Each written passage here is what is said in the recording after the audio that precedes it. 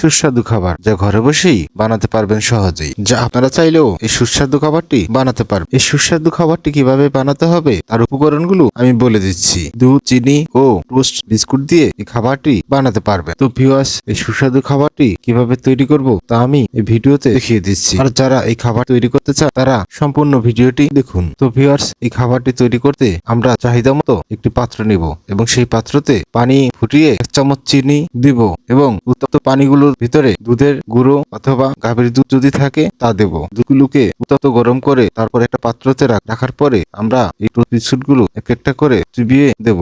এভাবে গরম দুধের ভিতরে কিছুটা সময় রেখে দেব। তারপর এগুলো আস্তে আস্তে ঠান্ডা হবে এবং খাবারের উপযোগী হবে। আপনারা চাইলেও আপনাদের বাচ্চাদের ঘরে বসে এভাবে সুস্বাদু খাবার রান্না করে দিতে পারেন বা তৈরি করে দিতে পারেন। অনেক ছোট ছোট বাচ্চারা আছে, তারা সুস্বাদু খাবার ছাড়া খেতে চায় না। তাই আজই দেরি না করে এখনই আপনার বাচ্চাকে এই খাবারটি তৈরি করার জন্য দুধ, চিনি, বিস্কিট সংগ্রহ করে ঘরে রাখুন এবং আপনার বাচ্চাকে নিয়মিত খাওয়ান। এতে আপনার বাচ্চার পুষ্টিগুণের অভাব দূর হবে। অনেক বাচ্চারা আছে দুধ খেতে চায় না, তাই আপনার বাচ্চাকে এই রকম পুষ্টিকর খাবার এবং সুস্বাদু খাবারের মাধ্যমে দুধ খাওয়ানোর একটা সুযোগ হবে। দুধে উচ্চমানের প্রোটিন থাকে যা পেশি গঠন ও মেরামতের অত্যন্ত কার্যকারী। এই প্রোটিন পেশির কোষগুলিকে পুনর্গঠন করতে এবং নতুন পেশি কোষ তৈরি করতে সাহায্য করে, ফলে শরীরের সামগ্রিক শক্তি ও শারীরিক শক্তি বৃদ্ধি পায়।